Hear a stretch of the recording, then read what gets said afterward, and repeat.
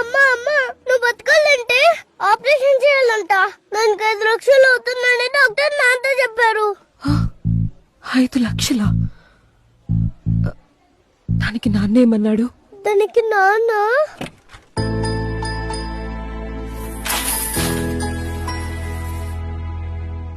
ఒక్క నిమిషం కూడా ఆలోచించకుండా డబ్బు మొత్తం కట్టేశాడమ్మా.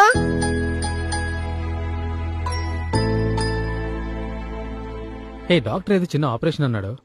ఒక 2 రోజుల్లో కోలుకుంటావులే. రే చిన్న వెన్నీళ్ళు తెచ్చాను అమ్మకి ఎవరా. అలాగే నర్సు వచ్చి బ్లడ్ శాంపుల్ తీసుకుంటారట. త్వరగా ఫోన్ చేయి. డాక్టర్ ఏమో మందులు చెప్పాడు, మర్చిపోయాను. వస్తానుండే. సారీ అండి. హే నువ్వెందుకు సారీ చెప్తున్నావు?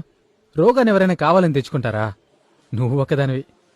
నువ్వు దేనికి డబ్బులు ఇవ్వకుండా ₹1 మిగిలిస్తున్నప్పుడు నిన్ను పిసినారి అని చాలా తిట్టుకున్నాను. మీరందరూ అనుకునేలాగా నేను పిసినారోని కాదు. ఇక్కడ సంసారం నడిపిస్తున్న ఎంతో మంది మిడిల్ క్లాస్ భర్తల్లాగే నేను.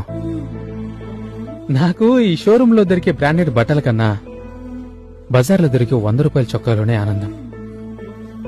మ్యాట్రెస్ మీద ఏసీ గాల్లో వచ్చే నిద్ర ఎలా ఉంటుందో నాకు తెలీదు.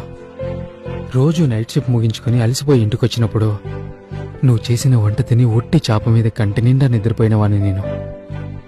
బోర్ కొట్టినప్పుడు ఏదో దేశానికి ఫ్లైట్లో వెళ్లి స్టేటస్ పెట్టే కలలేవి నేనెప్పుడూ కననే లేదు. పండక్కి పల్లె బస్సులో నీ పక్కన కూర్చొని ఎప్పుడో ఒకసారి ఊరికి వెళ్ళొచ్చే దాంట్లోనే ఆనందపడే చిన్న బతుకునాది.